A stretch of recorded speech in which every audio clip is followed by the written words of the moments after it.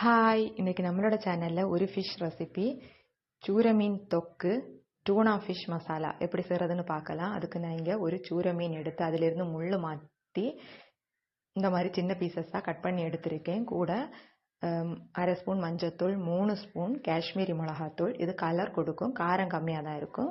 கூட அரை ஸ்பூன் நல்ல மிளகாத்தூள், அரை ஸ்பூன் பெருஞ்சீரகத்தூள், அரை ஸ்பூன் கரம் மசாலா, அப்புறம் தேவையான அளவு உப்பு, இவ்வளவும் சேர்த்து கை வச்சு நல்லா மிக்ஸ் பண்ணிக்கோங்க. அப்போ தான் இந்த மாதிரி மீனில் மசாலாஸ் எல்லாம் மிக்ஸ் ஆகி வரும். அதுக்கப்புறம் இந்த மீனை அடுப்பில் ஒரு பேன் வச்சு எண்ணெய் ஊற்றி சூடானதும் ஃப்ரை பண்ணி எடுத்துக்கோங்க. டீப்பாக ஃப்ரை பண்ண வேண்டாம், லைட்டாக ஃப்ரை பண்ணால் போதும். பாருங்கள், மீன் பொரிஞ்சு இந்த மாதிரி ஆனதுக்கப்புறம் அதை எடுத்து தனியாக வச்சுக்கோங்க. அப்புறம் அடுப்பில் ஒரு பேன் வச்சு கொஞ்சமாக எண்ணெய் விட்டு சூடானதும் கொஞ்சம் கறிவேப்பிலை போட்டு தாளிச்சுக்கோங்க. கூட 4 பெரிய வெங்காயத்தை இந்த மாதிரி சின்ன பீசஸாக கட் பண்ணி சேர்த்துக்கோங்க. இது கூடவே 5 பச்சை மிளகாவையும் சேர்த்து வதக்கிக்கோங்க. இது வதங்கினதுக்கப்புறம் 4 வெங்காயத்துக்கு 3 தக்காளி கரெக்டாக இருக்கும். அதையும் சின்ன பீசஸாக கட் பண்ணி சேர்த்துட்டு உப்பும் சேர்த்து வதக்கிக்கோங்க.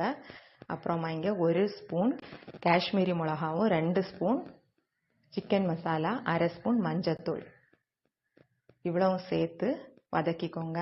மசாலாஸ் எல்லாம் வறுபட்டு பச்சை வாசனை போனதுக்கப்புறம் அரை ஸ்பூன் தண்ணி ஊற்றி அதை வேக வச்சுக்கோங்க. வெந்ததுக்கப்புறம் நம்ம பொரிச்சு வச்சிருக்கிற மீனையும் அது கூட சேர்த்து அந்த மசாலாஸ் மீன் கூட மிக்ஸ் ஆகிறது வரைக்கும் 1 நிமிஷம் வேக வச்சுட்டு ஸ்டவ்வை ஆஃப் பண்ணிக்கோங்க.